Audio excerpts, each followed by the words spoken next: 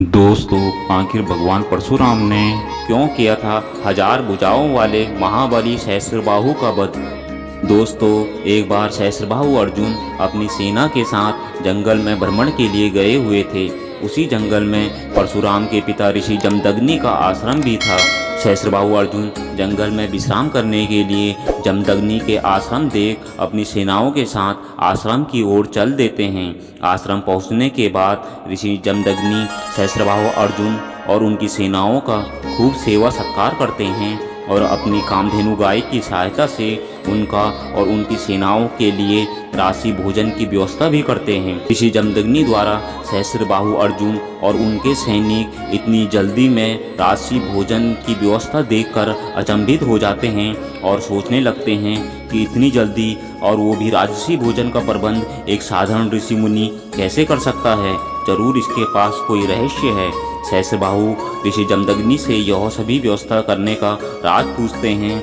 ऋषि जमदग्नि सहस्त्रबाहु अर्जुन को अपनी गाय कामधेनु के बारे में बताते हैं और कहते हैं, महाराज, यह सब इस गाय की कृपा है। कामधेनु गाय को देखकर और उसके इस चमत्कार देखकर उस पर सहस्त्रबाहु मोहित हो जाते हैं और ऋषि जमदग्नि से कामधेनु गाय को अपने साथ ले जाने की इच्छा प्रकट करते हैं। परंतु ऋषि जमदग्नि कामधेनु गाय को ले जाने से इनकार कर देते हैं। ऋषि जमदग्नि द्वारा मना करने पर सहस्त्रबाहु अर्जुन क्रोधित हो जाते हैं और बलपूर्वक कामधेनु गाय को अपने साथ ले जाते हैं।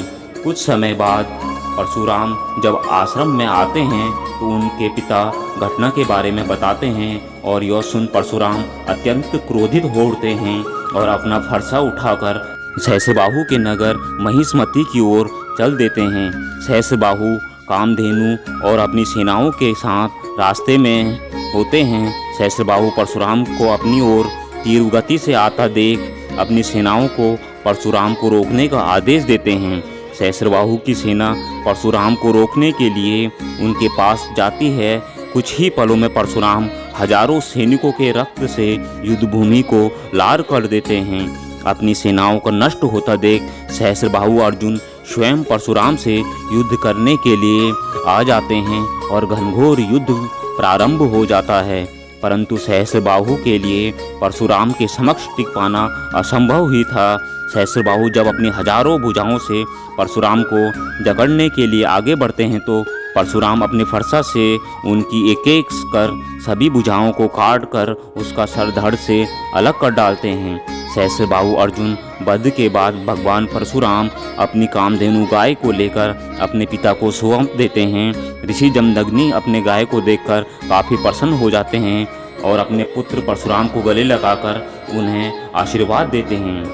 कहा जाता है कि उसके बाद सहस्त्रबाहु के पुत्रों ने अपने पिता का प्रतिशोध लेने के लिए परशुराम के पिता का छलपूर्वक वध कर दिया था। जब जमदग्नि का वध हो जाता है तो उनकी पत्नी रेणुका भी उनके साथ अग्नि में लीन हो जाती है।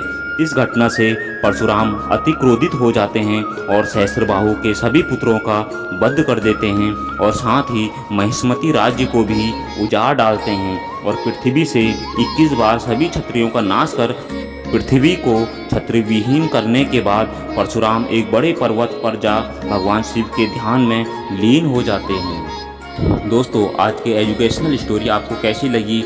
हम आपके लिए ऐसे ही पौराणिक कथाएं लेकर आते रहते हैं। अगर आप चैनल पर नए हैं तो कृपया करके चैनल को लाइक करें, सब्सक्राइब करें।